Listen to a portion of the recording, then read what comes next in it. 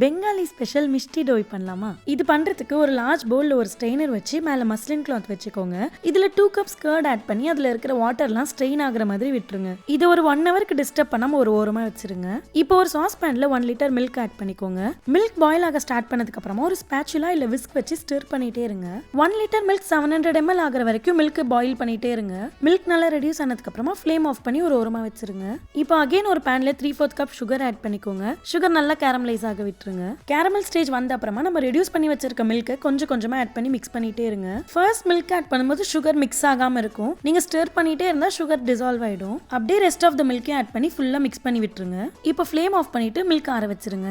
இப்போ நம்ம ஆல்ரெடி எடுத்து வச்ச இந்த ஹங்கோட ஒரு மிக்சிங் பவுலுக்கு ட்ரான்ஸ்ஃபர் பண்ணிடுங்க. இது நல்லா விஸ்க் பண்ணி ஸ்மூத் ஆக்கி வச்சிருங்க. இப்போ இதுல ஒரு ஸ்ட்ரெயினர் வச்சு நம்ம எடுத்து வச்ச இந்த லியூக்வா மில்க் இதுல ஆட் பண்ணி மிக்ஸ் பண்ணி விட்டுருங்க. ஃபர்ஸ்ட் கொஞ்சமா ஆட் பண்ணி மிக்ஸ் பண்ணிட்டு அப்புறம் rest of the milk add பண்ணிக்கலாம். கம்ப்ளீட்டா எல்லா மில்க்கும் ஆட் பண்ண அப்புறமாவே மில்க் திக் ஆயிடும். இப்போ ஒரு மண்பானையில கொஞ்சமா கர்ட சைட்ஸ்க்குலாம் அப்ளை பண்ணிட்டு இந்த கர்ட் மிக்ஸை போர் பண்ணிக்கோங்க. இப்போ இது மேல ஒரு அலுமினியம் ஃபாயில் வச்சு ரேப் பண்ணிக்கோங்க. இப்போ இது ஒரு 6 to 8 ஹவர்ஸ் வார்ம் பிளேஸ்ல டிஸ்டர்ப் பண்ணாம ஒரு ஓரமா வச்சிருங்க. 8 ஹவர்ஸ்க்கு அப்புறமா இது நல்லா செட் ஆயிட்டு இருக்கும். இப்போ இது ஒரு 1 ஹவருக்கு ரெஃப்ரிஜரேட் பண்ணி சர்வ் பண்ணா கிரீமியான மிஷ்டி தோய் ரெடி.